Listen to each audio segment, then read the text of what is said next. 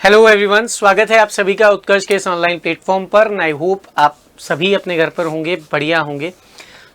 आज मैं लेकर आया हूँ एक न्यूज़ के साथ में। जी हाँ, वेस्ट बंगाल जेई के लिए जो फर्स्ट राउंड की काउंसलिंग हुई थी, उस फर्स्ट राउंड की काउंसलिंग का रिजल्ट आ चुका है। जी हाँ, सीट अलॉटमेंट वेस्ट बंगाल ने जेई के लिए जारी कर दिया है। अब उसे आप किस जगह पर जाकर सर्च कर सकते हैं, कहाँ पर ये आपको मिलेगा? तो जहाँ से आपने रजिस्ट्रेशन फॉर्म भरा था वही साइट है। जी हाँ, wbjeb.nic.in/wbje यानी वेस्ट बंगाल जेई की जो साइट है, ऑफिशियल वेबसाइट है, उस पर जाकर आप अपना सीट अलॉटमेंट चेक कर सकते हैं। कहाँ पर जाएंगे? जैसे ही आप इस साइट पर जाएंगे तो इस तरह का इंटरफेस आपको देखने को मिलेगा।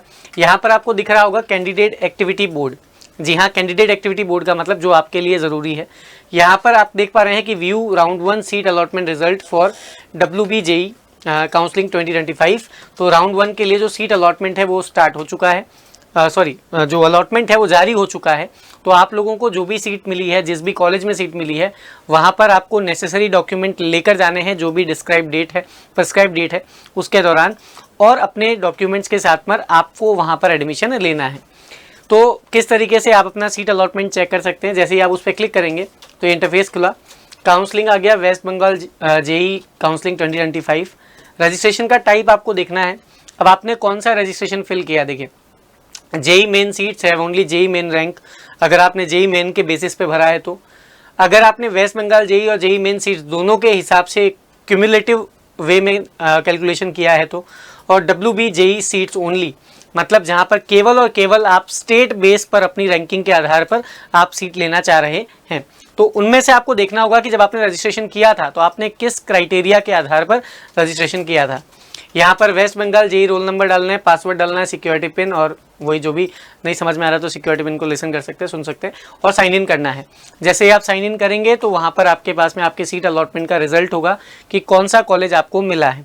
ठीक है, कॉलेज में जाते वक्त ये अलॉटमेंट लेटर लेकर जाना है कि हाँ भैया हमें यही सीट अलॉट हुई है, ये अलॉटमेंट लेटर है, मतलब जो भी अलॉटमेंट हुआ है उसका प्रिंट लेकर वहाँ पर जाना है। 10th 12th की मार्कशीट्स हो जाएगी, आपकी फ़ोटो हो जाएगी, उनकी फ़ोटोकॉपीज़ होगी, आधार कार्ड वगैरह, ये सारी चीज़ें जो भी रिक्वायर्ड डॉक्यूमेंट्स होते हैं वहाँ पर एंट्री के, आपका जेई मेन का रिजल्ट, ये सारी चीज़ें वो वहाँ पर लेकर आपको जाना होगा, आपके स्कोर वगैरह। क्योंकि एट द टाइम ऑफ मैं कह सकता हूँ एक तरीके से रिपोर्टिंग के समय आपको उन सभी डॉक्यूमेंट्स की ज़रूरत होगी। इसके अलावा अगर मैं आपको बताऊं तो ये जैसे राउंड 1 की काउंसलिंग हो गई है, उसके बाद में सीट मैट्रिक्स भी आप यहाँ से चेक कर सकते हैं। न्यूज़ एंड इवेंट्स में आता रहेगा, शेड्यूल पूरा दिया हुआ है कि किस दिन कौन सा काउंसलिंग शुरू होगा, कौन सा राउंड शुरू होगा।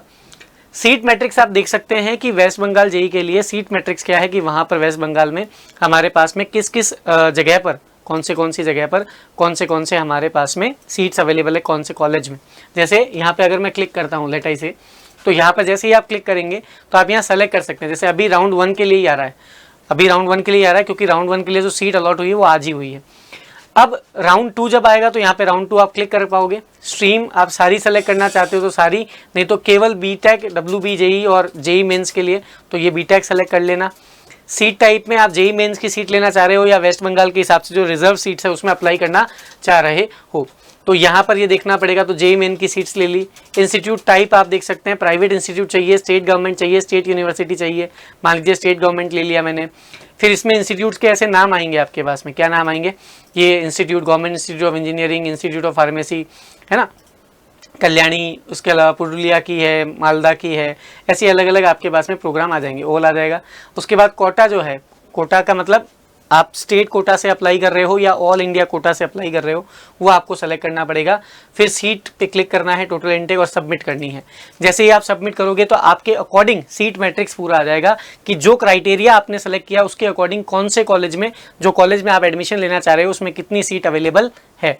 इससे आप हेल्प कर पाएंगे अपने आप को कि जो सेकंड राउंड शुरू होगा, मान लीजिए फर्स्ट राउंड में आपने अप्लाई किया और आपको सीट नहीं मिली है, तो सेकंड राउंड के लिए you will be applicable to pursue, और आपको अपनी सीट अलॉटमेंट के लिए इसको विजिट करते रहना है, इस वेबसाइट को विजिट करते रहना है। और हाँ, जिनका अलॉटमेंट जारी हो चुका है, अलॉटमेंट लेटर आ चुका है, वो नेसेसरी डॉक्यूमेंट जल्दी से कलेक्ट कर लीजिए, और जो भी आपको कॉलेज मिला है वहाँ पर निर्धारित जो दिनांक है, डिसाइडेड डेट जो है, वहाँ पर जाकर आपको सबमिट करने हैं। चलिए, थैंक यू सो मच।